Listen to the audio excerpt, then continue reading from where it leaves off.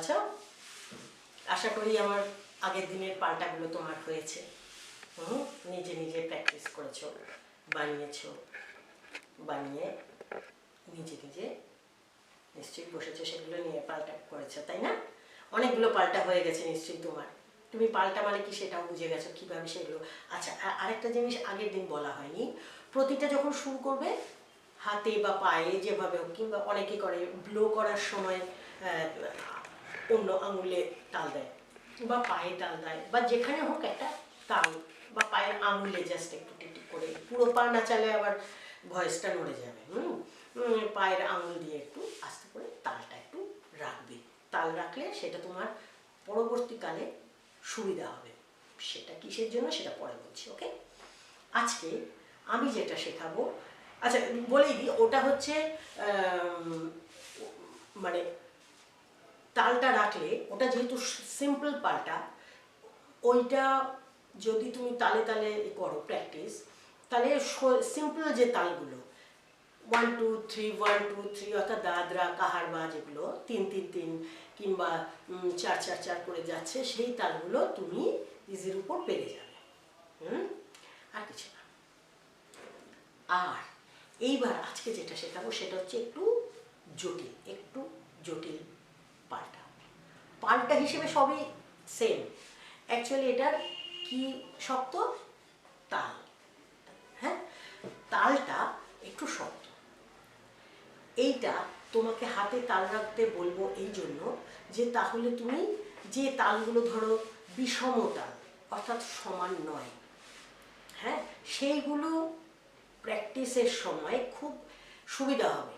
এইখানেই তোমার তাল প্র্যাকটিসটা হয়ে যাবে, ওটার মানে বেসিক আইডিয়াটা তোমার তৈরি হয়ে যাবে। আজকে যেমন একটা বলছি, মনে করো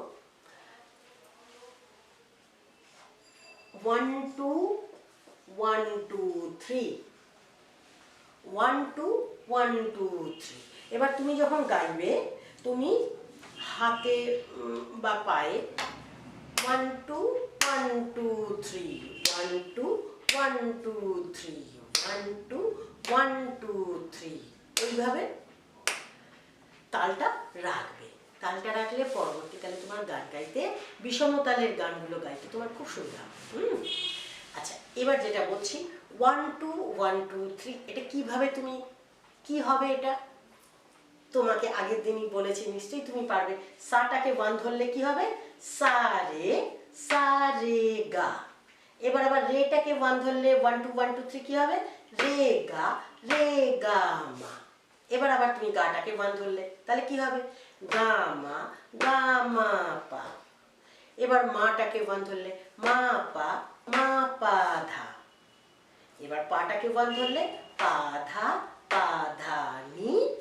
ধাটাকে 1 ধরলে ধা নি সা। এবার ফেরার সময়ও তাই করবে। এইটাকে 1 ধরলে কি হবে? চড়ার সাটাকে 1 ধরলে সা নি ধা। বুঝতে পারছো নিশ্চয়ই, কারণ এটা সা যখন 1 হচ্ছে তখন নিটা 2 আর ধাটা 3, তাহলে 1 2 1 2 3। এবার আবার নিটা 1 ধরলে 1 2 1 2 3 নি ধা পা।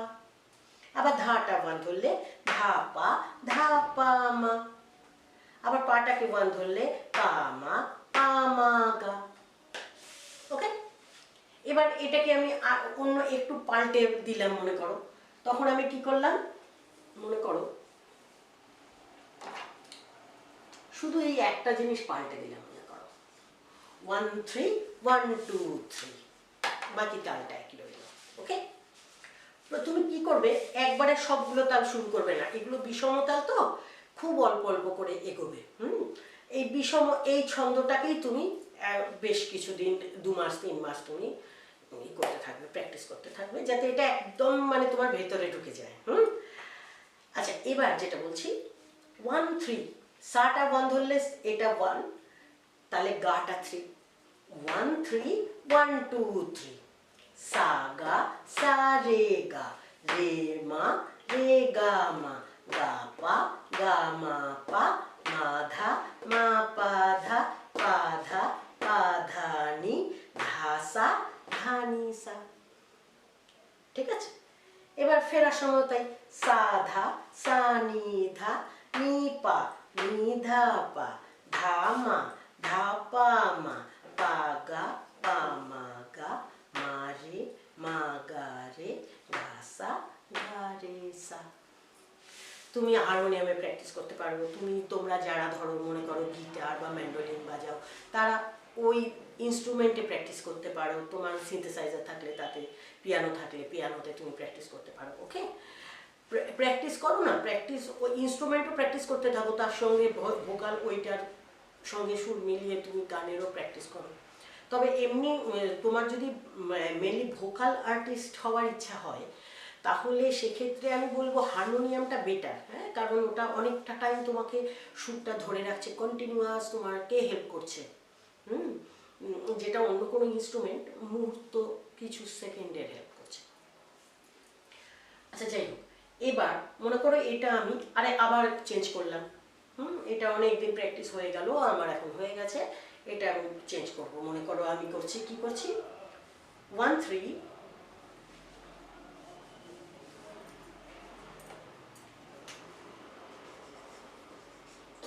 3 2 1, তাহলে কি হয়ে যাবে, সা গা গা রে সা, তাই না?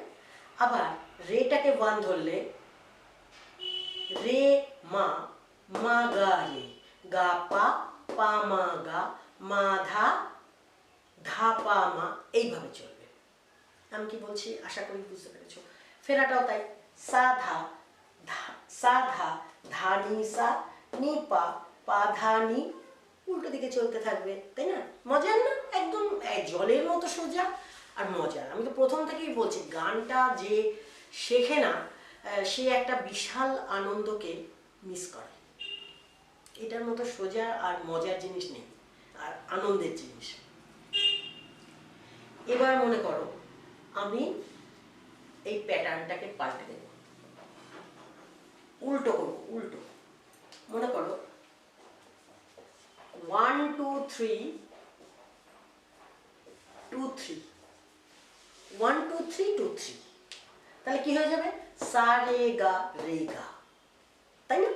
সিম্পল, সা রে গা, এই যে 1 2 3 2 3।